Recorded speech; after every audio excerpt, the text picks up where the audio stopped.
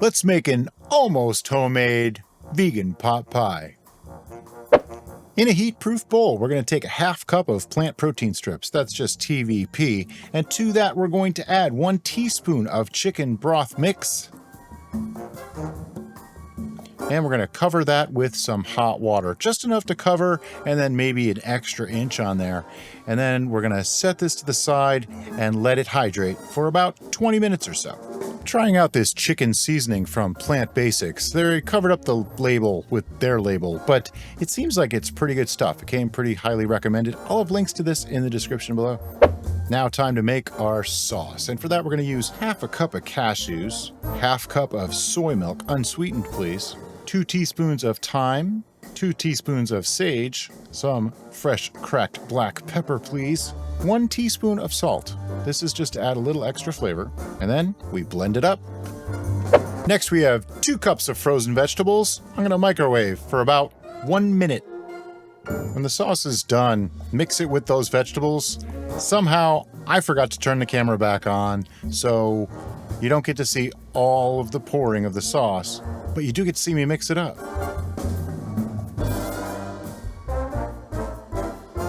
I'm using a 6 by 8 inch deep dish Pyrex pan, and we're going to be using some of this. This is Pillsbury Crescent dough sheets, and they're actually pretty cool. There's a little bit more fat in them than I'm really about, but you know, sometimes when you need something simple and quick, this is what you got to do. Speaking of simple and quick, I am horrible at opening these packages. I don't know what the deal is. Boom, it's open. Okay, so now I just want to very carefully try to peel it out. There's 2 sheets in here, which is just about the right amount to fill this dish.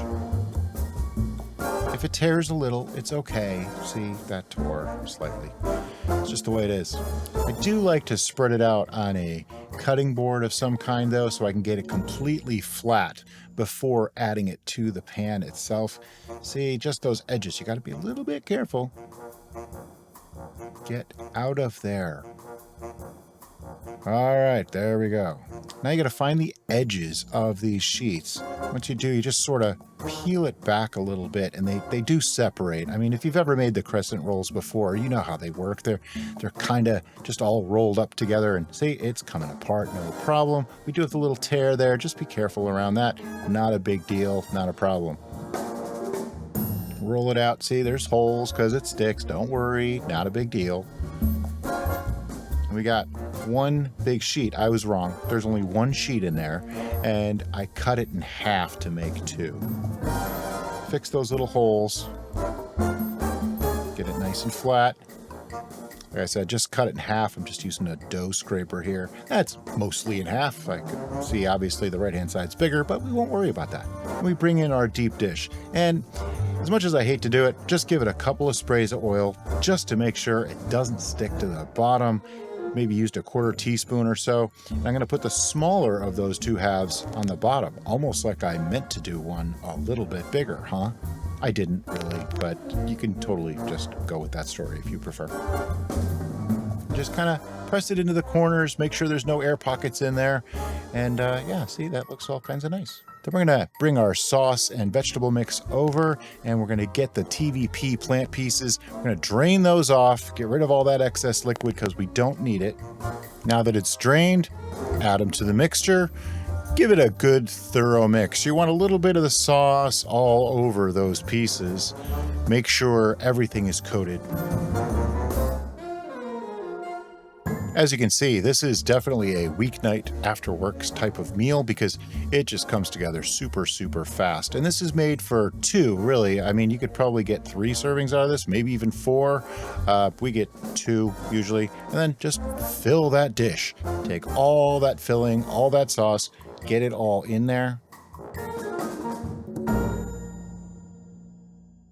Pack it down a little bit. You don't want it too tight, but you want it in there pretty good. No air pockets, that sort of thing. Get it in the corners. Make sure you get a little bit of everything in every bite.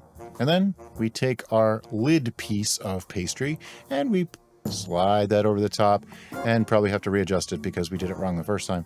And then once you get it in there, just kind of pack it around the corners. See, I'm tucking it in. What want to make like a little bit of a crimp.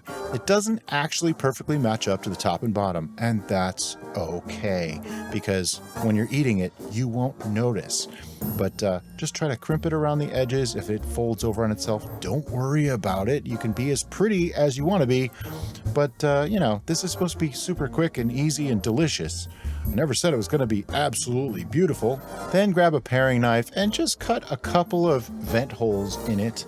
Not a big deal, just a little bit to let some of the steam out so that it can not, explode in the oven.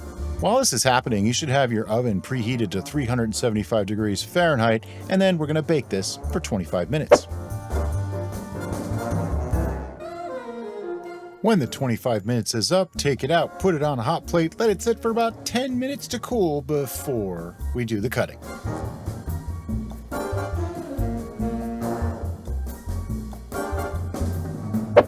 Now it's time to get this plate straightened out the right way and cut into that. Look at that texture. See, nice and smooth.